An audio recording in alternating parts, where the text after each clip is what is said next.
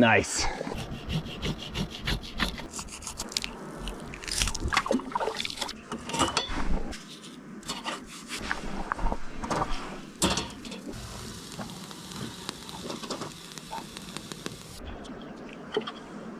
Ooh. That's not real. I need you to understand that.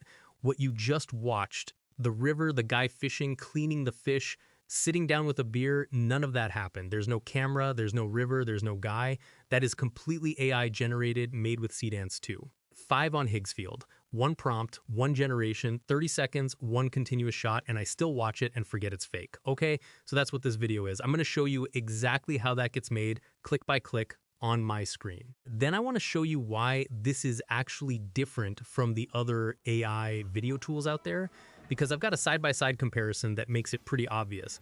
And then I'll run you through the different styles of video you can pull off with this thing, POV stuff, relighting, product ads, all of it. So stick around, because if you've tried AI video before and it looked like a screensaver, this is the one that's going to change your mind. All right, let's get into it. This is Higgsfield. Video tab, top of the page. Everything you need is in this one column on the left, top to bottom. Preset at the top, I've got it on general, no baked in style. I'm driving the whole thing myself. Below that, references. Below that, the prompt box. Below that, the model. Below that, your settings, duration, ratio, resolution, and then generate at the bottom. That's it. That's the whole tool. Let's start with references, because honestly, this is the most important button on the page and everybody skips it. This is where you upload something real for the model to hold on to, a product photo, a person's face, a location. I've got mine loaded up here. And the reason this matters, if I just type a man fishing with nothing uploaded, I get some generic guy the model invents. But if I upload an actual reference, that exact face, that exact product shows up and stays consistent the entire video. That consistency is the whole game, now the prompt. And here's the thing that took me forever to figure out: stop writing wishes. Cinematic, beautiful shot of a man fishing, that's a wish, that's a vibe, and the model doesn't know what to do with a vibe. Write it like a shot list instead.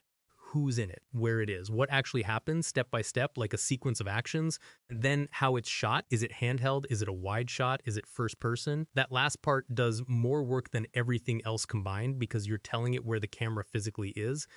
And because this model generates audio natively, you can write dialogue straight into the prompt in quotes and it'll actually say it in sync in one pass.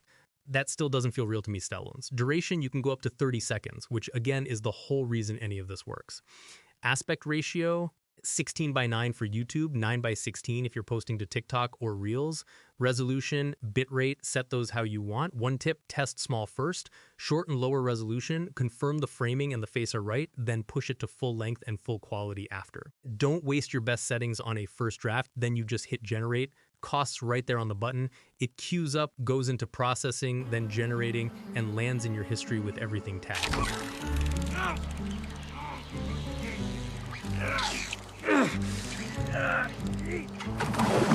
Oh! Wait! Good!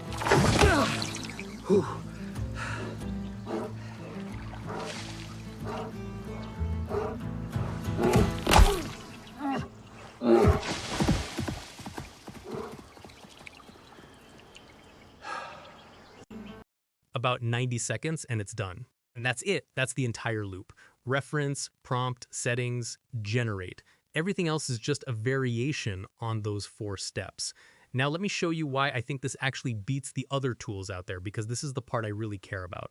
This is Seedance 2.0 on the left, Seedance 2.5 on the right, same scene, same idea, guy, forest, wolf that is very much not friendly. Left side is good, genuinely a year ago that's a miracle. But watch what it does. It's a wide shot, the camera barely moves. The two of them are just kind of taking turns in frame. It's a diorama. Right side, the camera's actually in it. It's low, it's behind his legs, it whips around, and you get the wolf's face filling the entire frame with real depth. That's not just a better render. That's a better director, and here's the thing I want you to actually take away from this video. Everyone compares these tools on resolution, on who's got the prettiest pixels. Nobody cares about pixels. What actually decides whether you can use a clip is how long can it run in one shot. Does the face stay consistent the whole way through? And does the camera move like a person's holding it? And on all three of those, this is the first tool where I stopped fighting it, especially the length. Most tools cap you at 5, maybe 8 seconds, which means you're stitching 6 different clips together and the person's face changes every time.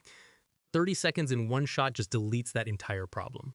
Okay, let's talk about what you can actually make with this, because it's not just one trick. POV is the one blowing up right now, and I think it's genuinely the strongest use case. First person, chest mounted camera style, hands doing something in frame. It works so well because your brain has zero reference for what fake POV looks like. You've spent your entire life seeing the world from behind your own eyes, so it reads as real before you even think about it. Fishing, cooking, driving, walking through a city, climbing something. Prompted as first person, describe the action step by step, and small tip, put the imperfection in the prompt on purpose. A little shake, a bit of lens flare, perfect footage looks fake, slightly bad footage looks real. Then there's relight. This one's for anyone who's ever filmed something and hated the lighting. Look at this, it's a little globe. You hold and drag to move the light source around the subject's face, soft or hard, brightness slider. Watch the whole face re-render as I drag it around. Side light, and now round to the front, completely different shot, completely different mood. That's relighting a face after the fact on video by dragging a dot around. That used to mean a lighting rig and a reshoot. Quick rundown on everything else. UGC ads, upload a product photo, prompt a creator holding it, 30 seconds, done. And honestly, the real move is generating 10 variants and testing them instead of betting on one. Viral presets, if you don't want to write your own shot list and just want the look that's already working right now. Motion control and extend video for dialing in camera moves or pushing a clip you like even further instead of starting from scratch.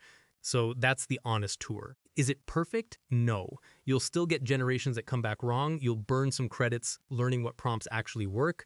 That's just the deal right now. But the gap between AI video being a toy and AI video being something you can actually ship, that gap closed for me somewhere in the last couple months. And this is the platform I was on when it happened. Links in the description. Tell me in the comments what you'd make first.